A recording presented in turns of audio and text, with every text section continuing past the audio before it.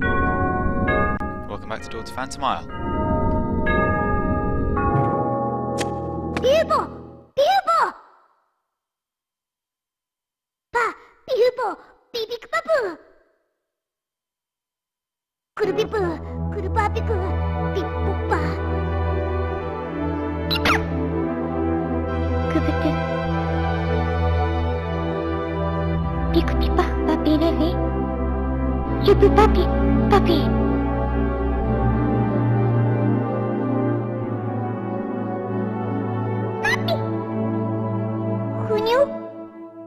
Yubu papi pipu, yubu papi.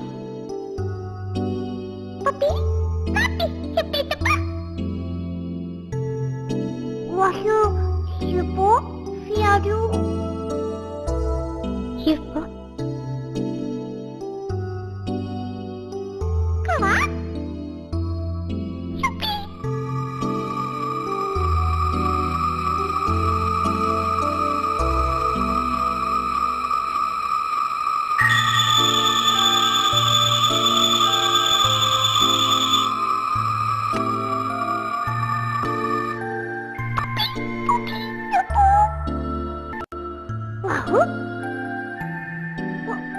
Walu. Yupi, yupupi. Yupupi, yupu. Ahu. Pipa, yupu, yupi. Yupupi, pipa, yupupi. Yupu. Yupi, yupupi.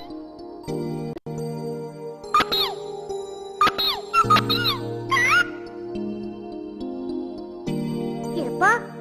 Para temennya rumah? Iya, Wani Rafi. Pak, Pipo. Siapa? Siapa Pipo Papi? Siapa Papi? Wahoo! Lepas itu.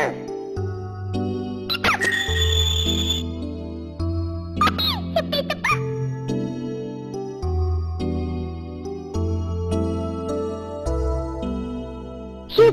Yubu papi.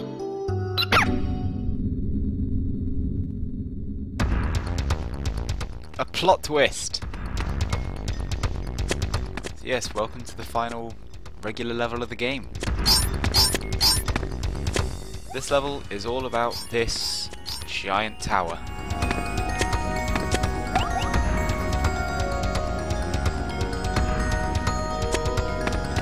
That there, I believe, is Ghadius' nightmare crystal. And if we're going to make it to it, there are 3 little areas that we need to deal with. Each one follows the same basic structure. First, we fall off into the abyss. First, we start with one of these very, very tight platforming sections. Platforms here are tiny. There are enemies everywhere. Specifically there to make these areas as hard as possible. So timing is key, just to get through them. Then we have some more enemy-filled areas to get a bit higher up the tower. Then we have a section like this on the outside.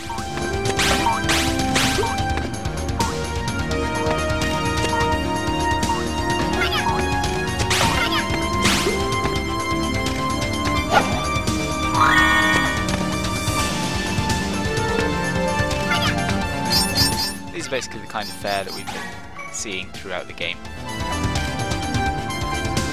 And where we're going to find most of those, where we're going to rescue most of the people of Cress.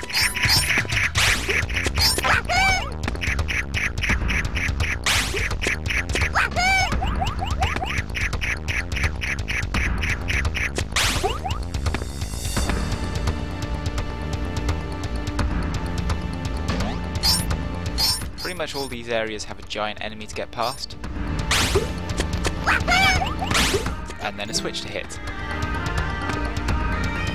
switch moves that block there.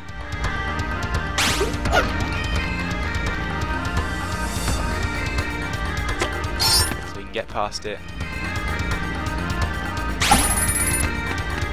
and move into one of these giant rooms. Inside these rooms there are 3 switches. They are time restricted switches.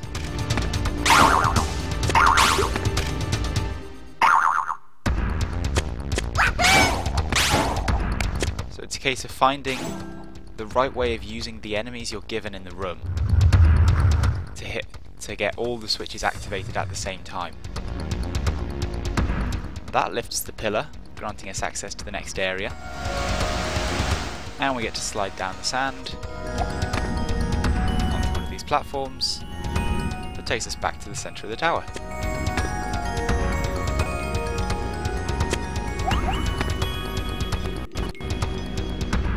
And another look at the giant crystal. This is the tedious part of the level, really, moving from the end of one area to where you need to the next section. After each pillar we'll get a little health refill and a checkpoint.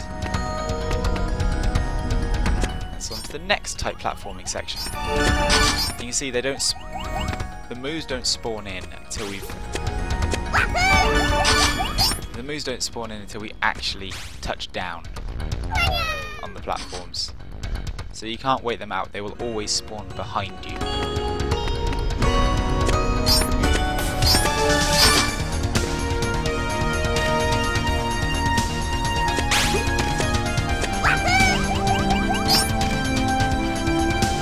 So we could just grab one of these flying moves and get across to the platform, but given there's someone to be rescued right there,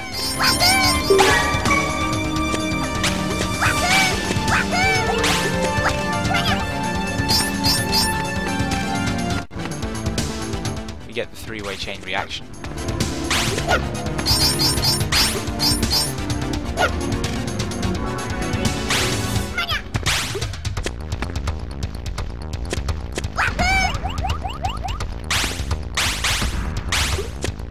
So if you haven't learned to use the giant enemies by this point, there's pretty much no way you're making it through this level.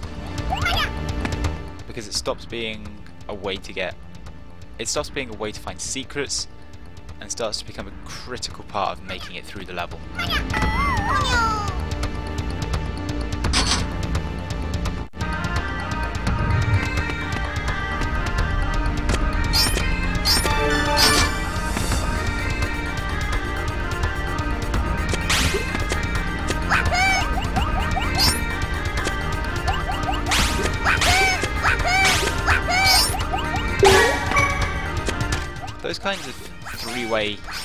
Those kind of triple jump sequences become a lot easier after you've done them the first time and have the timing down.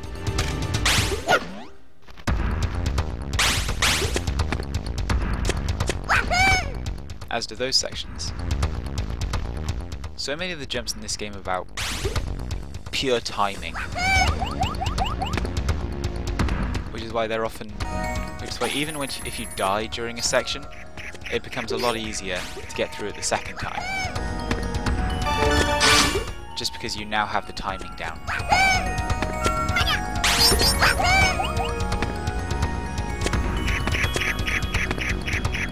I screw up getting that egg, but I figure since there's a rescue bubble there, it's probably not anything too major.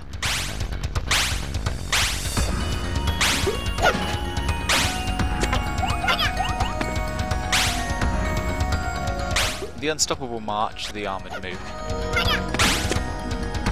It's something of a fun thing there. If you can't grab the flyer, then he's going to end up dealing some damage.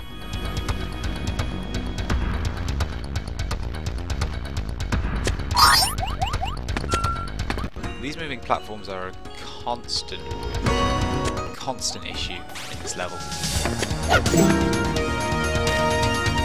We're not quite getting to see their greatest hit just yet, but it's pretty horrible.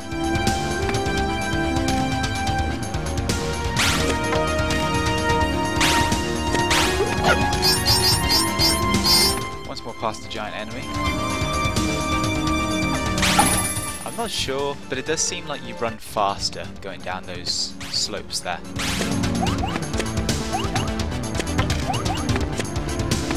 Which does make the end of those sections kind of fun.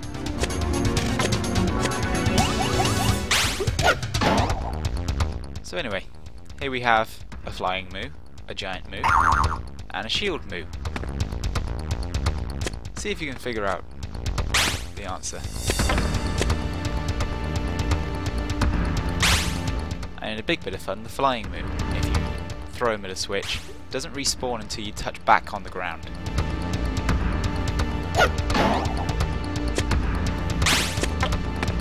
And I've praised the 3D, the 2.5D in this game a lot, but really, this is one of those areas where it just becomes more trouble than it's worth. Primarily because it becomes very hard to get a good perspective on these switches there. That often happens, and when you're under a strict time limit with these switches, that starts to get very frustrating very fast.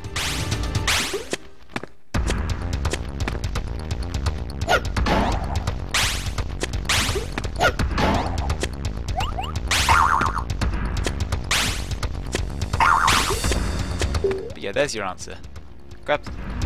Inflate the giant, grab the shield, throw the flying, and hit the last switch on the way down. Raises the green pillar, and we're out of here.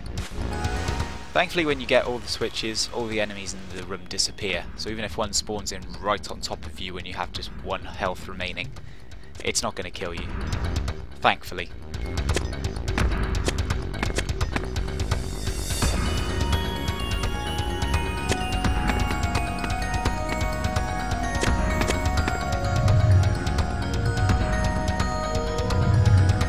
More tedious running back, a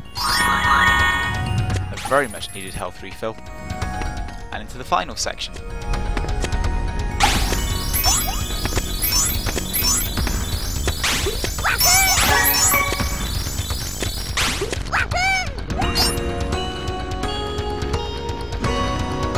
And we get to watch a bunch of armoured moos drop off there.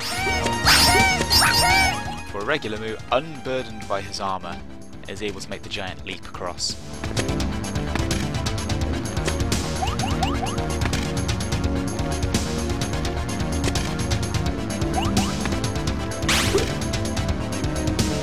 Some more inside shenanigans. Just getting to toss flyers down on these spiky spinners.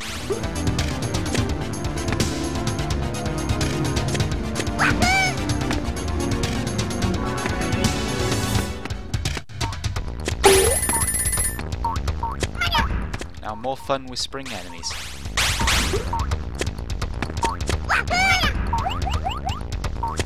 You may notice I take an inordinate,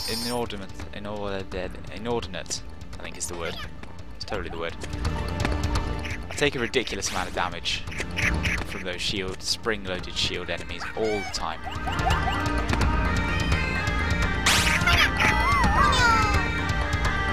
And get full bore killed by those boomerang enemies. But yeah, especially when you're trying to make a jump up onto their platform, these spring-loaded enemies are very difficult to judge.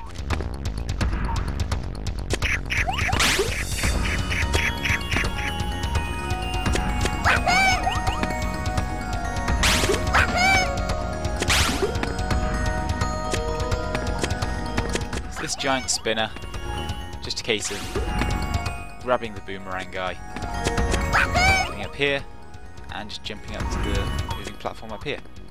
And obviously, as you can see, we need to get him out of the way because he's guarding the switch. First though, it's more a matter of grabbing number 6. That I think puts us at 100% for the Moon Kingdom, which is something I'm quite proud of. Really though, the secrets in Cress aren't terribly hard to find, especially not compared to some of the other levels.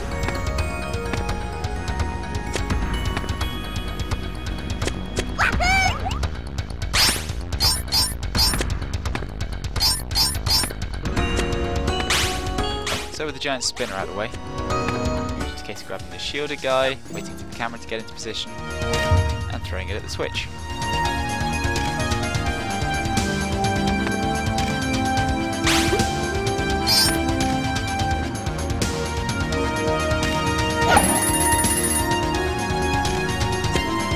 That's something I didn't notice before. Klonoa's running animation actually speeding up as he goes through that section. So yes, welcome to the worst section in the game. Bar absolutely none. The idea here is that we use these boomerang guys to get from moving platform to moving platform. But if you mess up the jump and lose your boomerang guy, they don't respawn until you're back at the bottom of the tower.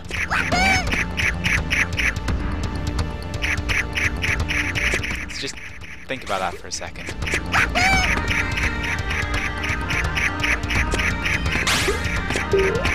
So you slip off even just onto the level below, and you have to go all the way back to the bottom.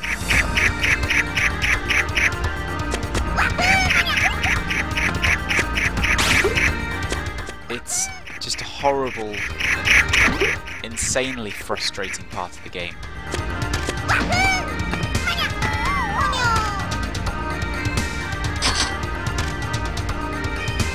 Made even worse by the fact you have that black shield guide there.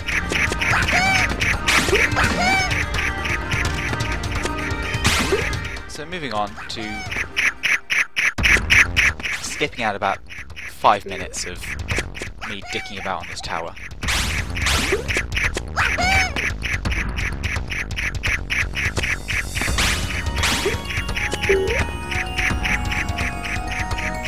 A lot of the problems here come from dodging their boomerangs as they're thrown, and even after you've grabbed the enemy itself.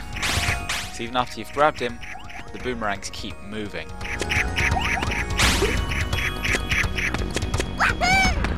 So even after you've grabbed the enemy, they can still knock you off the platform. Fun with doors. And our final area.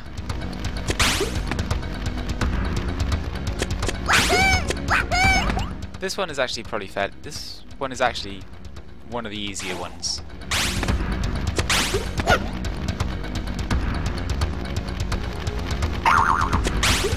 See if you can figure it out.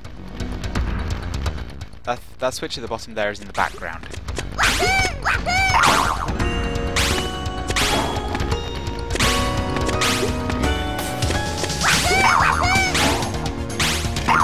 There's also a rather generous timer on these 3 switches. It's probably the longest timer on any of the switches in the game.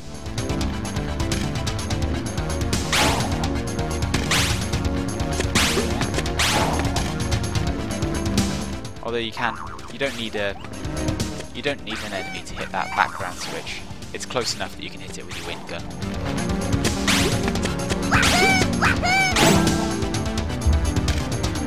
I think the basic idea there is you jump up to one of the switches, wait for the enemies to spawn back in, drop down, hit the switch at the bottom, then jump up and hit the other side. Like I said, it's probably the easiest one of those rooms, just because the timing on the switch is pretty generous.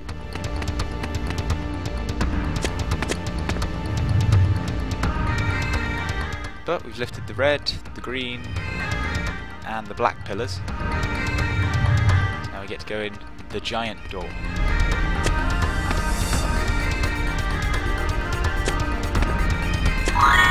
And now it's just an assortment of much needed health pickups before we face him.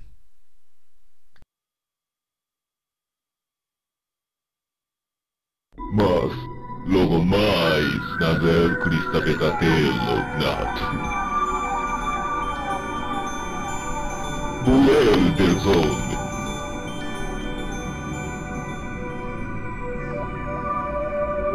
Ifelizon Chilal Bezel.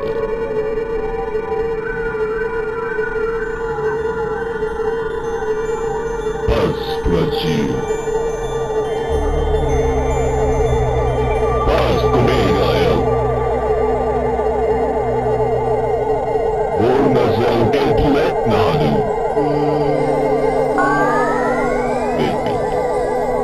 Era tu para tu la zone.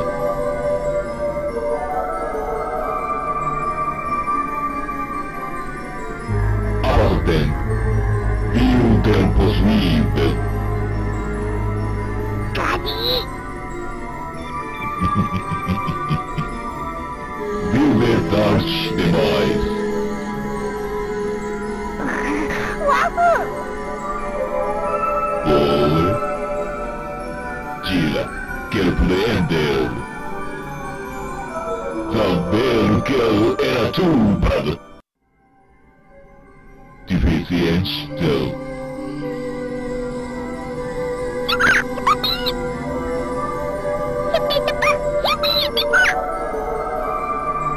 Considerar. Vacilar por aguante. Vez, pois voler no anjo. Wahoo! Não, logo mais.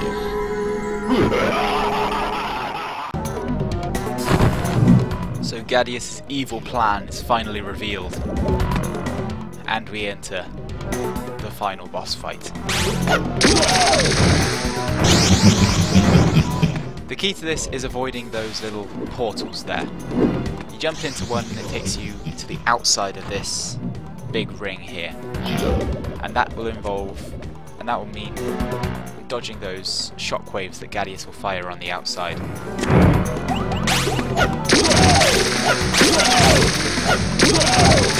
So it's actually possible to do some very rapid fire damage in this area. At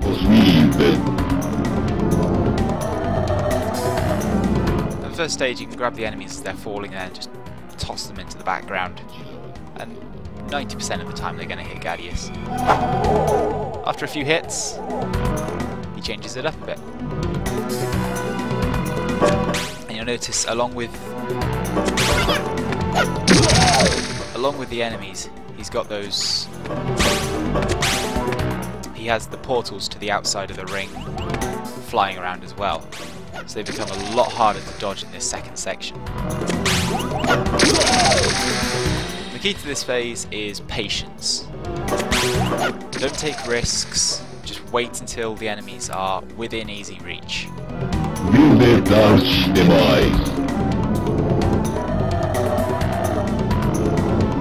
There's no special ultimate attack between phases. He just changes things up.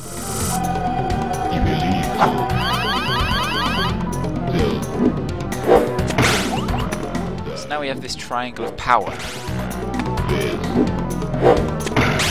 And Ghadius will direct it around the arena.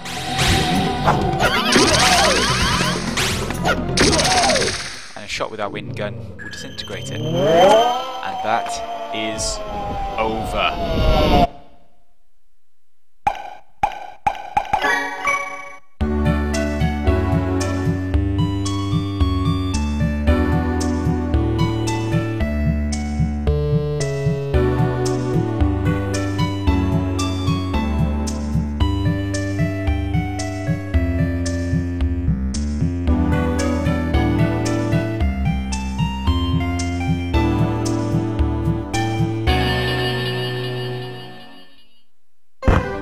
Is it?